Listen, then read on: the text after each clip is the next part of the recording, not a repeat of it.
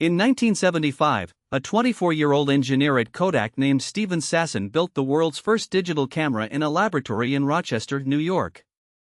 It weighed 8 pounds. It took 23 seconds to capture a single black and white image at a resolution of a tenth of a megapixel. Sasson presented his invention to Kodak's management with excitement.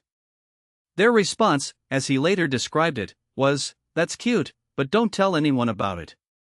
Kodak had just invented the technology that would eventually destroy it, and then made the decision to bury it.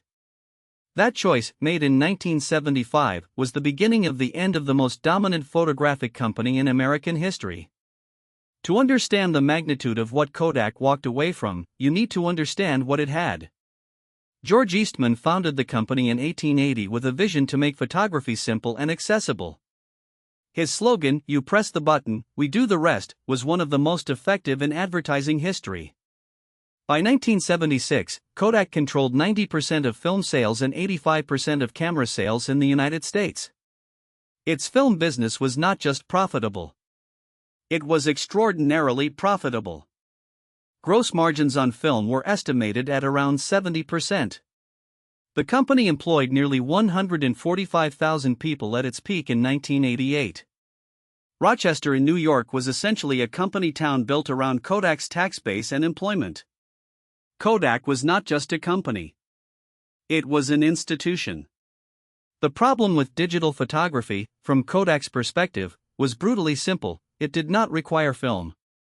Every digital photograph was a sale of film that did not happen.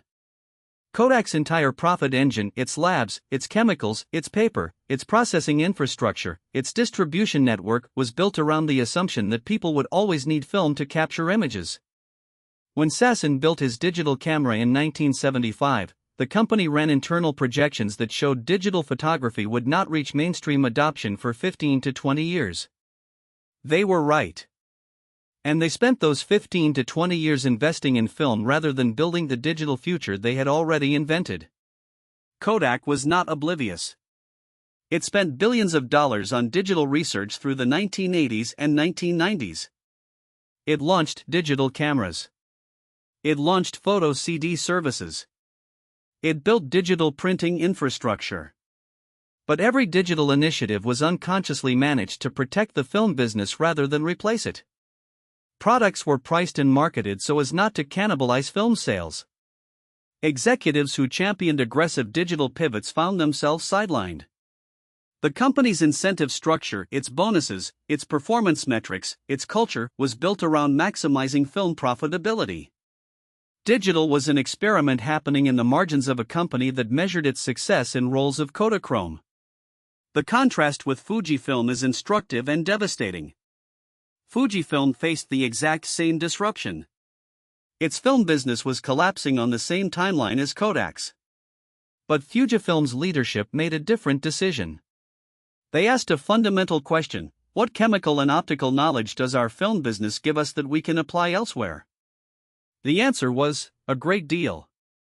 Fujifilm pivoted into cosmetics, using its expertise in antioxidant compounds to produce skincare products.